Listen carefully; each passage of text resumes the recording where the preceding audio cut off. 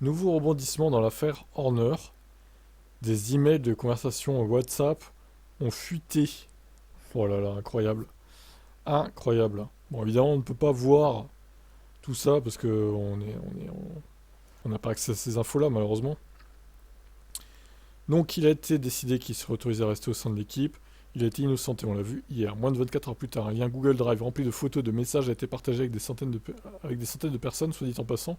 Il n'est pas certain que les messages qui ont également été consultés par GP Blog soient authentiques. Oui, bien sûr. Bien sûr, hein. Innocent. Putain, c'est tout la news. Oh la blague. Putain, foutage de gueule, quoi. Bon, je vais aller ailleurs parce que là. Donc, un email a été publié, nanana. Ok. L'email est apparu moins de 24 heures après l'origine grief, à la suite de ce qui était écrit dans un communiqué de la société mère, comme une enquête juste et rigoureuse et impartiale.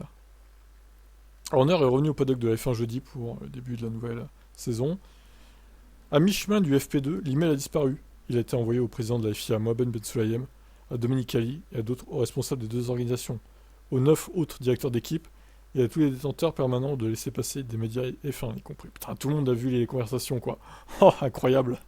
Le site Racing News n'est pas libre de divulguer le contenu spécifique de l'email, ni les détails des prétendues conversations entre Horner et les femmes concernées, car leur véracité à ce stade ne peut être déterminée. Racing News comprend que la F1 et la FIA étudient la question pour vérifier si les images ont été falsifiées. À ce stade, aucune des deux organisations ne fait de commentaires publics. Non, mais là, il y a trop de trucs, ça peut pas être falsifié, quoi. Il y a trop d'images et tout. Non, tout a été révélé. 79 fichiers, enfin, je veux dire, c'est énorme. On peut pas falsifier autant de fichiers en si peu de temps, en fait. La source, donc, se décrit comme un journaliste anonyme.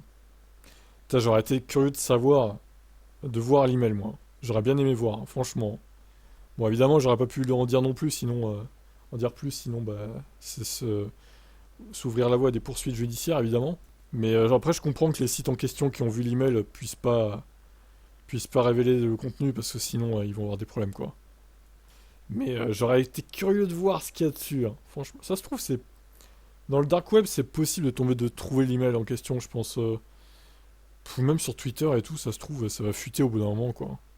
Franchement, surveillons les réseaux sociaux, Reddit, Twitter, potentiellement peut-être Insta, Facebook, ou Telegram, les trucs comme ça, un peu dark là.